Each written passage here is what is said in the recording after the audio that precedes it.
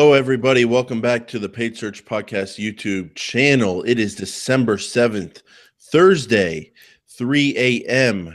My name is Jason Rothman. As always, I'm here with my co-host, Chris Schaefer, just on the YouTube channel now. Chris, PM. say hi. PM. But okay. You said 3 a.m. It's Yeah, definitely if you not. say so. Okay. So, Chris, how are you doing? We have our YouTube comment of the week always on the pre-show. Yes. Yeah, let's do it. Don't have it up in front of me, his name, but someone was asking about for us to do a podcast on YouTube advertising, because that's part of Google AdWords. We've already done it. We've got the podcast out there for you. It's called How to Advertise on YouTube. It's episode number 53. That is one shy of still being within the last 30, Chris, on iTunes or whatever podcast player you listen to. So to access it, you can go to paidsearchpodcast.com and on the homepage player, scroll down episode number 53. So thank you for leaving that comment on YouTube. That's the YouTube comment of the week. And we've done an episode about YouTube, Chris. Yes. We don't talk much about it. It's out there, but it is cool. Oh, trust me. I wish I did, Chris. I wish I was a YouTube ad specialist. Yeah. I would have a lot of free time on my hands because you just hit it and go. I mean, there's no search terms to check. It's a very different. I would say YouTube ads are akin to display campaigns. I would say even more so akin to the prime of cable advertising. I mean, YouTube would say, "Hey, this is better than cable." But the whole mindset of find an audience, let the display ads run or the video ads run and make money. That's kind of the game plan. So finding the audience, that's where all the work is. To sum up that episode, Chris, find the audience, that's where all the work is, and then get your message in front of them. So with that said, Chris, we got an interesting show here. I don't want to hold any more back from the audio people. Let's do it. So let's jump into audio land. Yes. Hey, everybody. Welcome back to episode number 83 of the Paid Search Podcast. My name is Jason Rothman. As always, I'm joined by my co-host, the great Chris Schaefer. Now, Chris, you and I, we do this podcast to talk about AdWords. We do it to help people and make our industry, try to improve our industry. No financial gain of our own. No financial gain, but we are promoting ourselves here. So with that said, Chris, give me your feedback here. Do you want people to reach out to you on Twitter? Give me your honest answer here. No. Do you have a Facebook page we can send them to? No. Do you want them to check out your website for anything? Sure. Go to my website. That's perfect. Yeah. Website has all the information. Now, if you want to be friends and you just want to chat, Twitter is fine, but you're going to have a hard time getting me excited on a Saturday afternoon about talking about AdWords. I mean, that's the truth of it, people. Behind your back, I call you the king of self-promotion, Chris. Wow. You're hot horrible. And you don't know it, and that's the hottest thing about you. And you play hard to get, but you guys know where to find him, chrisschaefer.com. Give him a ring. Now, Chris, we thought we were done right when I thought I was out. Yes. They pulled me right back in. We're still in our build here, Chris. Yeah, it's 6. What's going on, man? Well, I think we've Jason, as you said, we were done. I said, "Congrats, Chris. We did it. We finished the epic conclusion to this campaign build." But I think you said it best in saying simply, "Now what?" Right? I built the campaign. Now what? Now what do I do? The campaign's built, and we talked a lot about optimization and how we might talk about that. But I think, Jason, you came up with a really good suggestion on how to address just the basics of what to watch for. After you hit that go button, the numbers start coming in, you start spending money, you get impressions and clicks and hopefully conversions. Right. What do you do then? If you had to pick what's going to be most important to watch? Because as well as I, there are tons and tons and tons of metrics out there that you can look at and get lost in. But there's only a few that really matter in the first, days and weeks of the campaign. So that's what we're going to talk about today. I think it's perfect.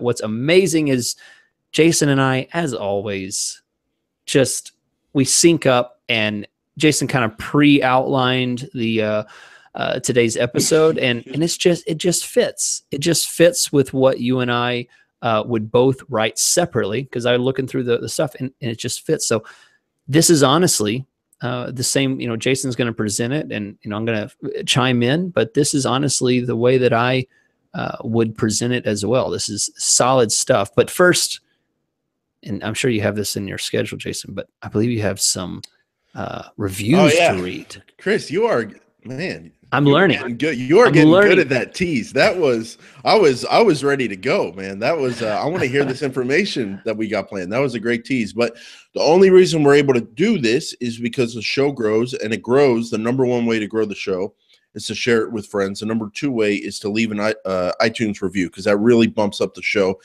with their algorithm. So Chris, today we are reading the iTunes review from Dubstep GG. Oh, nice. Dubstep, good game. Nice. You like this one. He has the title, The Best AdWords Podcast Ever. That's an excellent title. So many to choose from. And in his title, he puts broad match modifiers on the title. So Chris, man. He's in the in crowd. This is a special guy going somewhere to think like that. And, I'd love to see some phrase match and exact match quality review titles in there. Somebody doing a phrase match review. And then I'd love to see someone mess up a dynamic keyword insertion in the title. You ever see those ads live on AdWords, Chris, when they're like, it's like a keyword or something? Movers, keyword here, parentheses, and it shows up in the search result. Default text is like on the ad. Yep. So I'd love to see those in the reviews, guys. So thank you. Just thank you. This podcast is the Solomon's gold mine of PPC. Man. The hosts are honest, transparent, and extremely helpful. The content is always relevant and useful, even if you're already an AdWords professional. Look at that.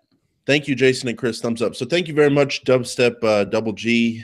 And it is a UOYOU''RE,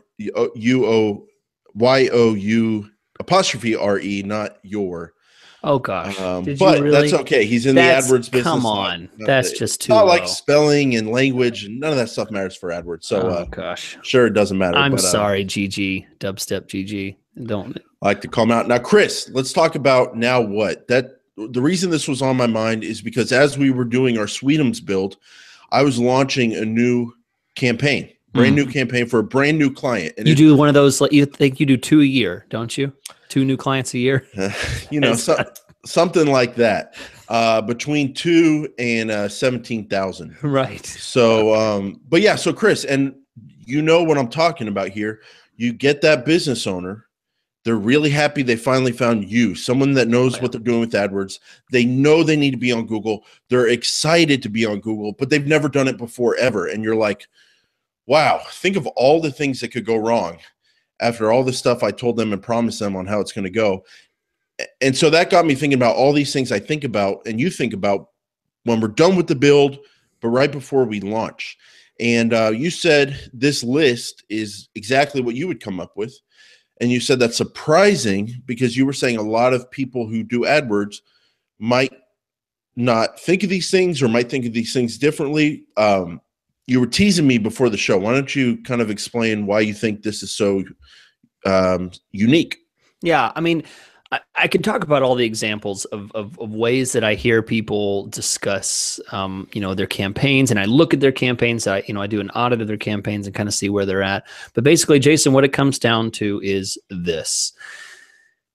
From what I've seen, after all the years of looking at campaigns, here's where I think people fall through when they build a campaign and when they launch it and what they do to optimize it or how they're frustrated by what they don't know what to do about optimizing it. I think people honestly believe that AdWords is some type of automated system that you drop your keywords in, you drop your ads in, you hook up your credit card to it, and it starts spitting out leads for you. It suddenly starts providing phone calls or, sold products or whatever. Like, what I think people make the core mistake about is that they think that AdWords is inherently a system that will work for them. They don't really have to make it work themselves. They don't have to work the system and make it in order to make it work for them. And I see that, and that you may not think that you think that way, but the way that you build your campaign, you think that way because you put broad keywords in. You give Google carte blanche on the budget that you put in. You build campaigns that do not really tell Google what kind of traffic you really want. You run your ads for 2 hours and wonder why you don't have 10 calls that morning. Yeah.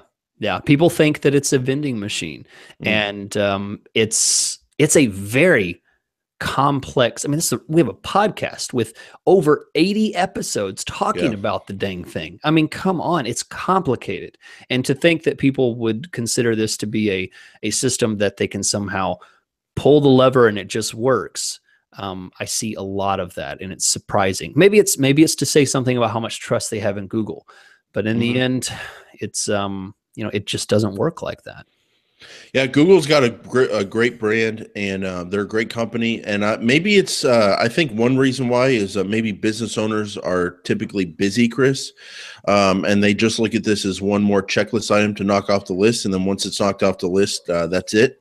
But like you say, that's not it. So to start off here, Chris, I think we'll just go through. This is all the now what, all the stuff we look at after the build, but before the launch.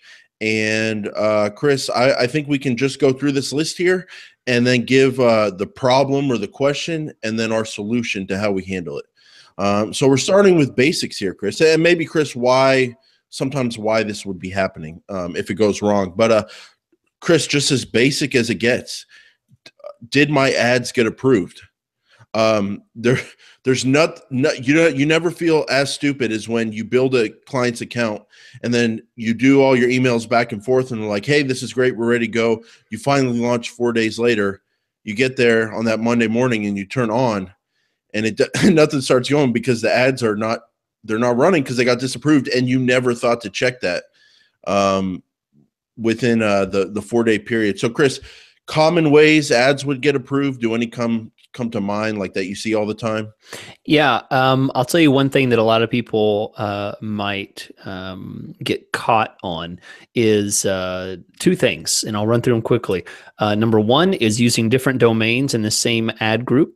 That will immediately get you disapproved, every single ad. So if you have a one domain, which is widget XYZ, and then you bought another one that you have a different product on and it's widget ABC, that will immediately cause you to be disapproved. And none of your ads will run if you put all of those, if you swap those around in the same ad group. Now you can have them in separate ad groups, to be clear, because we got a question about this on YouTube recently. You can put different campaigns, different domains in different ad groups, but if you put them in the same ad group, you'll get disapproved. And you know why people always get caught with that, Chris, is because they have old ads paused. Yes. And they don't see them when it says all enabled ads, but the system still sees all but removed ads. Yeah. And it happens to me all the time still. Yeah, if it's not removed, then you can get caught with that. Number two is using brand names and trademarks without any concern for repercussions. So I see a lot of people will use Google or YouTube or different phrases like that, Ford and Toyota and different things like that, depending on what they're selling, and immediately they're going to be disapproved or limited. And that can affect your ad impression share. I say ad impressions, there's no such thing, but it can affect your impression share because now you're not able to show ads anymore because of that. So that's two things I think of immediately that causes your campaign to be disapproved, or your ads to be disapproved. Right. And so some people may think, well, how would I ever be disapproved because someone else's trademark? I'm not going to use that in my ad.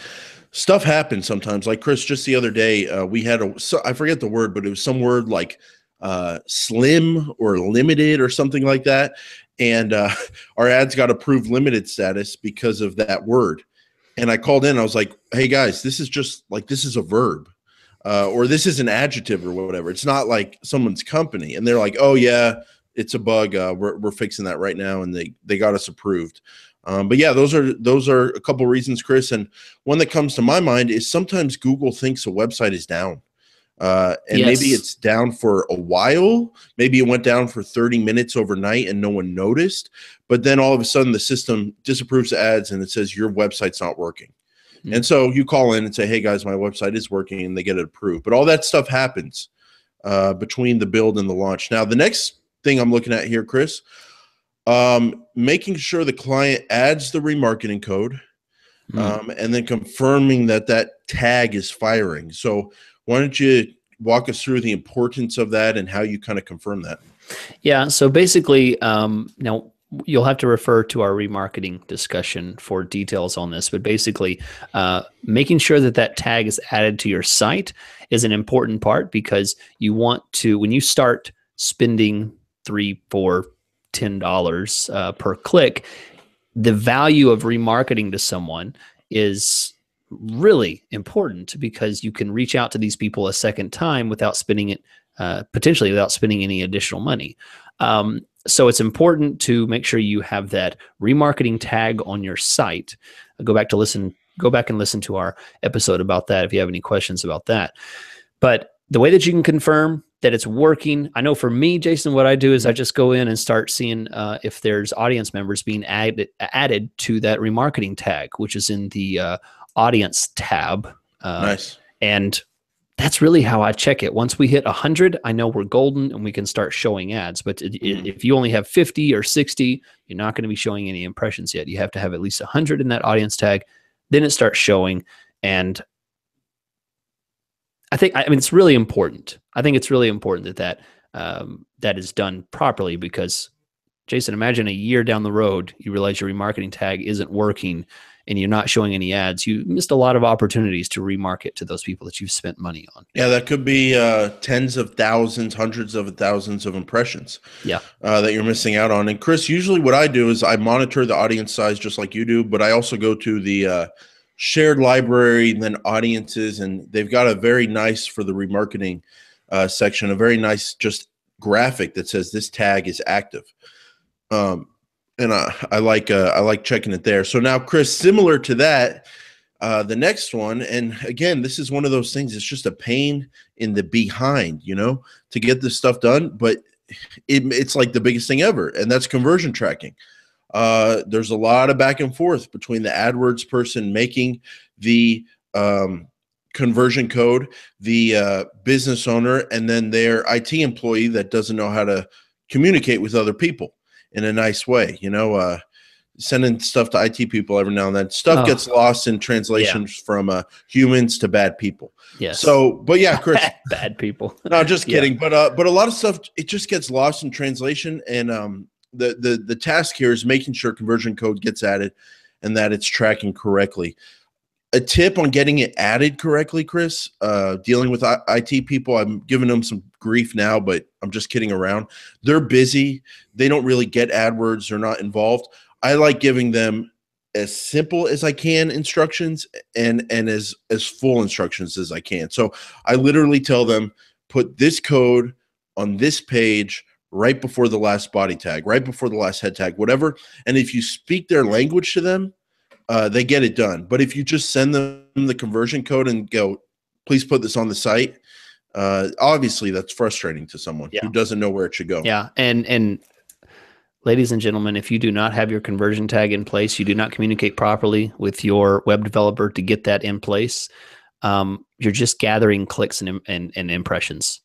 I mean, assuming you don't even have Google Analytics in place either, you're just gathering numbers. You have no idea about what this traffic is really doing on your site. So this is absolutely important before you hit that go button, is to make sure that conversion tracking is set up. And again, I know we've talked about that before on the podcast. So. Yeah.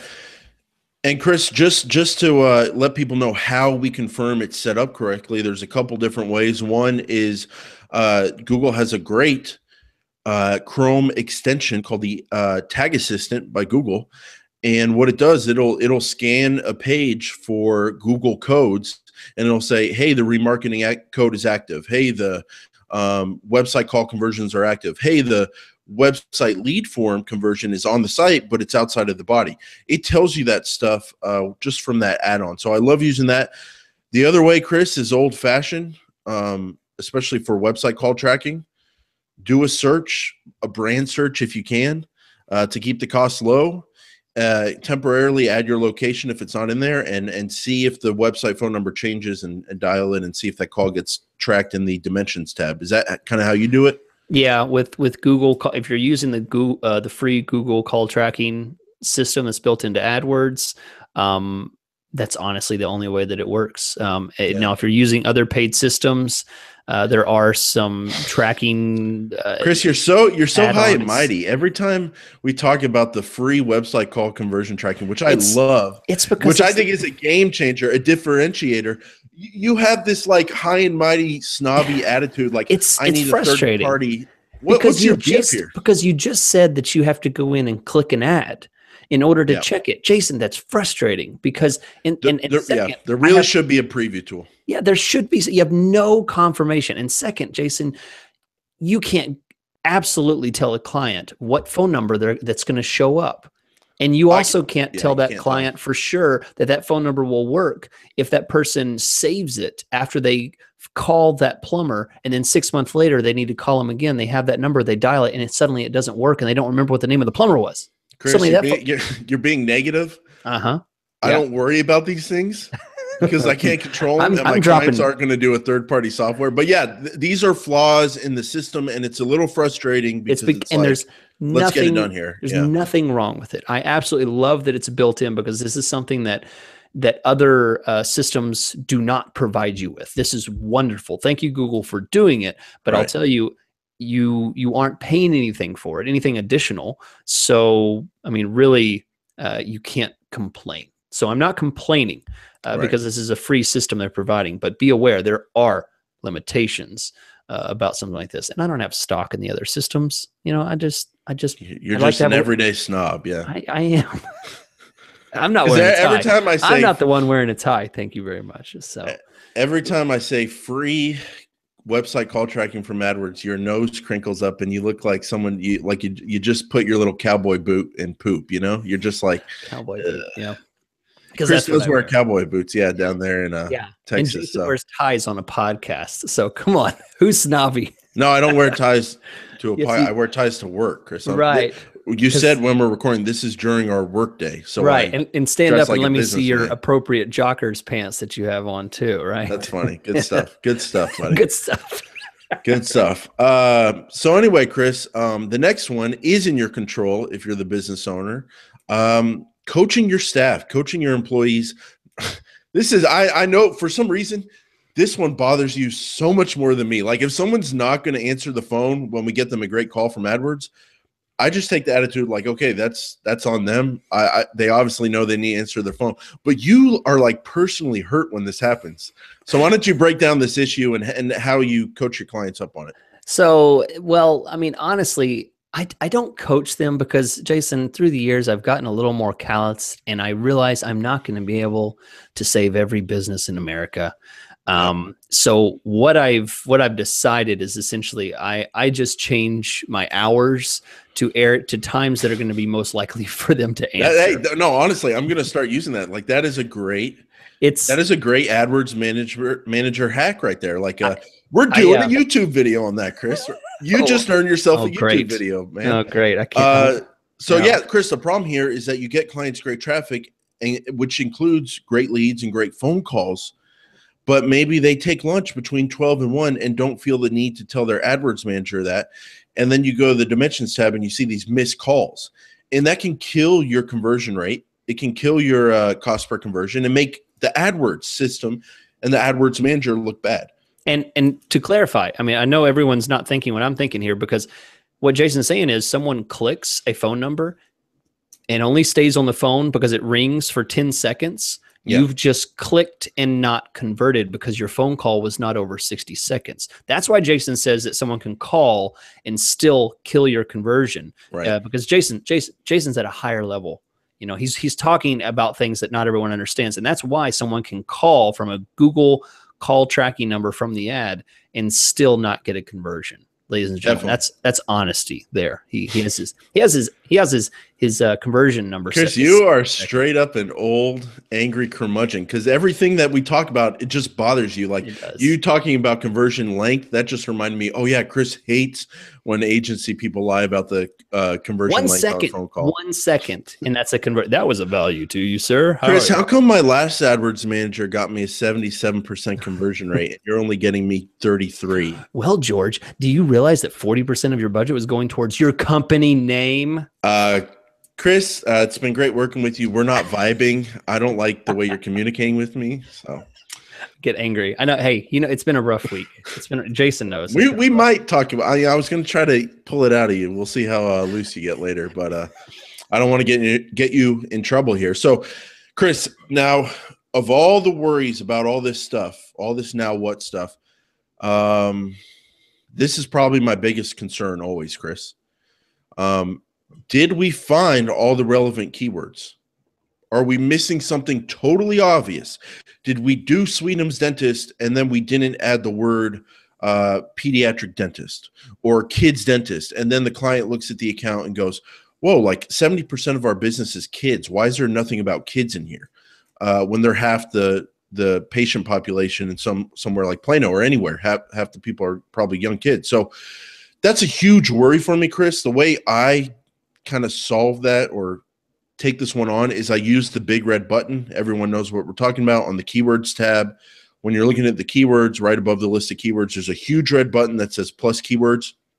If you click that inside, sorry, Chris, this is in, is it in the ad groups tab or the keywords tab? Help me out here. It's in, well, got to be in the keywords. Got to be in the keywords. Yeah, but you're looking at it at the ad group level. Ad group level. Yeah. Yes. Okay, so this gives you suggestions. It looks at the keywords you put in. It looks at the website URL and says, "Hey, did you think about this? Did you think about that?" That's how I solved this issue of did we find all the relevant keywords, Chris? Is that the only way to do it? Do you have anything else you do, or? No. I mean, Is this a big worry for you? Is it just me? No, I mean, it's something I'm concerned about, but I usually use what you're talking about and also search queries to see if, it's like, wow, that's a great idea, because stuff will come through on search queries that I completely missed, and then I'll add it in afterwards when I see it. So no, I think you got it covered there. So you might miss a search like pediatric dentist, but then because you've got Plano dentist broad match modified, someone might do pediatric dentist in Plano, right? And then that cues off your brain to think, okay, maybe I need to look into this topic. Mm-hmm. Okay, exactly. Interesting. Yep. So yeah, and Chris, maybe I'm a little hard on myself there. Maybe that's just part of the game. You got to run a campaign to. Well, I think you have another point that kind of covers that based on budget spend. So we'll probably come back to a reasoning to worry about with another point. The next one, Chris. This might be my most liked tweet ever. I tweet hashtag AdWords tips. Oh. Don't like me a little bit less because I just said that, Chris. Hashtag. I'm not a big hashtagger, but that's just me. Go ahead. Just the tip. Let's do it. Yeah. So Chris, the ramp up is real. Mm-hmm. And I think this is so in this tweet, I talked about how there is a ramp up period in Google. It's not on paper anywhere. No one really talks about it. No one knows about it, but turning on a brand new AdWords account, a brand new AdWords campaign, it feels like you're flipping a light switch, but it's more like warming up an old car in winter. And this must have touched a nerve with a lot of people on Twitter, Chris, because that was my most liked tweet ever. And I think a lot of people were like, thank you. I thought it was only me. I didn't know what's going on. But the ramp up is real, Chris. This is just telling the client, like, hey, first couple days, first week, we might do everything right. We might target a major population, a major city for a moving company. We might have $100 a day budget and expect 10 clicks and 3 phone calls or whatever. And we might get like 1 click. And it just will not look like we know what we're doing. It'll not look like things are going right. And I just tell the client, hey, there is a ramp up period. Let me get through these first 2 weeks here. But I think setting those proper expectations that the first 2 weeks can just be weird. Is a really, really valuable insight to carry with you as you manage a lot of AdWords campaigns or run your own. Yeah, good point. And Jason, this is something that you have brought to my attention because I didn't necessarily realize that was such a chronic issue, but you're absolutely right. It is. Right. If I were to put a Jason quote on my wall, it would be AdWords launches are like old cars and less like light switches. I think would that summarize it? Is that the quote? Well, you've learned two things from me. One was the ramp up is real. The second was the one we talked about before the show. That hobby. Yeah. Which is not iTunes appropriate. That's why. Nobody Chris, is laughing. Chris, are you coming over tonight? No, I don't. Are you, not going to participate in your hobby. No, nobody gets this joke. Sorry, just skip forward 5 seconds. Honestly, if you're into it, just on that alone, Chris, I think you get it. But if you're into it, man, why are you listening to this show? You need some therapy. So, Chris, what to do if we aren't spending the budget? What moves do we have planned? And we've got a lot of different topics here, Chris. So the main thing to think about before you start running the campaign and prepare for is, whoa. We only have a $50 a day budget, maybe $1,500 a month, whatever. And we're not spending this full budget? Like, what's wrong with us? What's wrong with our campaign? So, Chris, not being able to spend the full budget, is that something you think about before a campaign? I think about it when it's happening. So if a budget's not spending, I go back to the question that you talked about before. Did I miss some core keywords? Did I miss something that would be important for this client? So that's your number one move is, did I miss something? Yeah, I usually think, did I miss something? If assuming you have like an 80% search impression share, right. There's something I'm missing. Like, people aren't searching for this. I'm too specific. I've dialed in too much. I need to back off and find something at a bit more relatable level. I've listened to the client too much about all the specific areas of their service, right. And I haven't really hit what the actual service is. What is a layman? What is the problem someone's having? Exactly. Yeah. Exactly. What's the problem someone's typing into Google, not what is the color of the product that they're selling? It's too specific. So, yeah, right. Absolutely. And Chris, beyond looking for more keywords, a few tweaks you can make to spend more of the budget. You can check your positions. If you're position 3, 4, 5, 2 point something, there is always room to go up to 1. And get a higher click-through rate when you're in that top position generally. So you can raise the bids. You can expand the location you're targeting, expand the schedule. And the last lever you have to pull to spend more of the budget is you can loosen the match types. You can take exact to phrase. You can take phrase to broad modified. You can take broad modified to less broad modified. And then you can do Chris's favorite, pure broad. Right, because that's what I advocate. Absolutely. I am a hypocrite and a moron. So, yes, now, Chris, the next thing that I'm thinking about before we even launch, things I'm going to be looking at during the first couple of weeks, things I want to go right. Am I getting a good click-through rate? Curmudgeon here. You don't like that? Not at the early part. Because here's the thing. I actually see click-through rates jump like crazy in the first a few days in the first week. I mean, brother, that's the ramp up. Yeah, it's crazy. And sometimes you'll see that. I cannot explain it, but that is the ramp up. Yeah. It's almost like, oh, there's a new advertiser, and suddenly Google like puts it generates this like hype train, and you suddenly start getting all these clicks and this click. You're like, wow, I'm so relevant. And then it starts dropping after a few days. You're like, what happened? So now click-through rate, the next point you have is really what I identify with, which is search term quality. I know I'm stealing your thunder because I'm sure you're going to lead up to this, but I'm just going to grab the rug and yank because grab that bolt. Get 8 seconds, brother. I mean, this is I was just telling someone today, if you want to see what I've done more in my life than anything, it's watch me click on the screen and highlight search terms and say added, excluded, sit and copy one of the searches and put it into Google to see what other searches come up for that.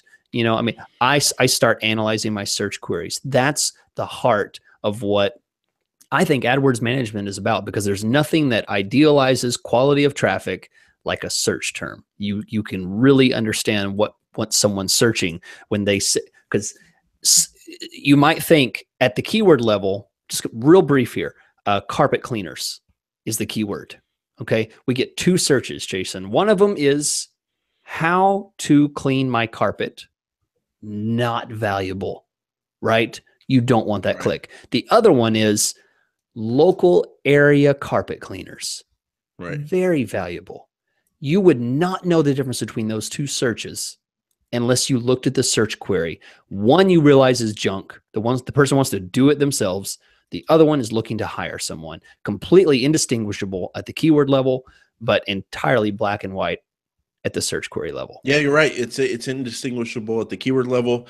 It's indistinguishable you can't tell it that difference if you're looking at are we spending the full budget. You can't tell that difference if you're looking at is my click-through rate 2% or 3%. The search terms, you're right, Chris, and that's what we're one of the things we're ending on here, Chris, is search terms quality. And just like you, that's the place where I find myself going to more than anything in AdWords. And you could say it's even more important than conversions, because conversions are based on so many factors, like did a client's staff go out to lunch and not get the phone call? Were they rude on the phone and didn't handle the call correctly? Was the conversion code firing on the thank you page last week, or did they mess something up on their website? All that stuff has a lot of factors, but the one thing you can control as an AdWords manager to really define, are you doing your job or running your account? Am I running my account the best I can? It's that search terms quality. And Chris, that's something I'm looking at during day one of the launch. I want to see what search terms come in, and then if I don't like them, I'm looking for the keywords that are driving the bad search terms. Now, Chris, the last thing I look for, or I'm thinking about right before I launch, is prepping my mindset. Hey, I got to go into that dimensions tab during the first week and see, are we getting phone calls? And if we are they being answered? And how long do they last? Yeah. Yeah, that's pretty much it. That's all the stuff I'm thinking about going into the launch. That's excellent. Excellent list, Jason. I think, honestly, we've covered the panic points. And then from there, it's really just maintenance of these things forward. It's fine. It's trying new things, adding keywords and adding negative keywords, and really trying to hone in on what's working best for you. So the optimization part is a completely different conversation. I don't want to make it sound simple, but it's an entirely new thing that's just never ending. But I think this really does conclude, because this is the point. For once you hit the go button, these are the things you prep with, all the way from remarketing to conversion tracking, all the way to the very end of hitting the go button and checking just in the first couple days, are these things working properly? You hit these things and you've built a good campaign. You should very much expect to be successful with AdWords if you've followed the guidelines since we started this build out. And I'll tell you what, there is a Sweenham's Dentist CEO that's going to be very happy with his quarterly report for the first of 2018. And Jason, we did it for him. We did a good job. I just want to say congratulations. You receive a bonus, which is free X-ray. A free X-ray. We don't have those guards. We don't have those guards to protect your chest from the X-rays, but you get all the free X-rays you want. Now, Chris, we finished up our show. I'm going to stop recording here, blah, blah, blah. Sure. It's just you and me, buddy. Oh, no. You're going to ask. Honestly, no, you're a great guy. I look up to you. Thank you. You've got everything under control. So the few times a year where I see you out of control, where I see you frazzled, when you've turned that upside down frown upside down and you're frowning. That's weird. Okay. It shakes me, Chris. It shakes me to the core. What happened to little Christopher today? Not today. Were the bullies mean on the playground? I got. And Chris, don't get yourself in trouble. I'm gonna feel bad if you. I know. No, I just. Let's have a teachable moment for the audience out there. I found out that I'd been taken advantage of by a client who had set certain expectations in my head and had been, let's say, stringing me along for the past 3 years. Wow. 2.5 years. And it's just Jason, you and I live month to month with our clients because the integrity of our work has to be earned month to month. And, Yep. and so, I don't necessarily consider myself in a situation where I have to, somehow prove what I'm worth in order to go and advance to the next step. But yet that was somehow his intention. And Jason, have you ever heard of a someone proving someone over a series of years? It was difficult. It was weird. This multiple AdWords manager thing. It's a weird thing, and it's just like, I don't know, Chris. I don't know. I don't know what kind of BS someone else is saying, but I mean, how can you get better than a Chris Schaefer? Well, and I'm not saying people can't match what you and I do. Tons of our audience does. They do just as good. Absolutely. But to do way better, it doesn't make sense. But I'll just say, just don't tip your waiters and waitresses. That's what I'll say. Spay and neuter your pets. You know what I'll say, Chris, is there's a lot of people, and we get the emails every week. Hey, I just quit my job. Hey, I want to quit my job. Hey, I want to do this full time. You love it. I honestly love it. Yeah. And there's a lot of people who are aspiring and they're younger and they want to build this niche as a career. And the one thing I'd say to them, Chris, is as smooth as anybody can talk, as nice as everyone seems, no one in business is your friend. No. And you do a good job for them. They give you money, you earn your spot. But this whole friend thing and buddy and people talking to you slick and people are trying to use you. Sometimes in business, people's what they're going for matches up, and you can have like a good shared experience, mutually beneficial relationship. Clients save time and money, and we make money, and we have a job. It works out. But I will say, Chris, the shady people that I've worked for, that I've run into, they always start off with the buddy talk. Yeah. Almost to a T. So I'd say that's a big red flag, and be tough. And you're not here to be anybody's friend. You're here to do a good job. Yeah. Yeah, absolutely. Absolutely. I think that's well said. And Jason, although I do appreciate all of my clients and appreciate working for all of them month after month, year after year, there's only one friend that I have in the AdWords business. And that person doesn't pay me a dime, and neither do I pay them a dime. And his name is Walt Jason. Conger. And I'm looking. No, come on, Jason, you're my buddy. Walt. Oh, Chris, you're my buddy. And second string, Chris, but I was thinking about you today. Thank you for that. And I was just thinking, man, like I look forward to this podcast. I got a lot of stressors in my life. Those are people who stress me, and you're not one of them. We just have a good time, but we respect each other's time. Everything works out, so it's great on both ends. Good. It's good. Merry Christmas. But you're not here as my friend. I'm not your buddy. We're mutually beneficial. I'm just kidding. Guys, you can relax that standard, but it's when you're working for someone. Maybe sometime if you guys are interested, we can talk more about some just freelancing advice as far as not about so much about AdWords, but just maybe just business stuff, that we've learned over the years. We could probably talk about that. To know it, we got to know that's what you want. So comment, let us know. Send us emails, let us know. This is our core audience here. The people Chris, who hung on after 40 minutes. This podcast episode, this series was so good.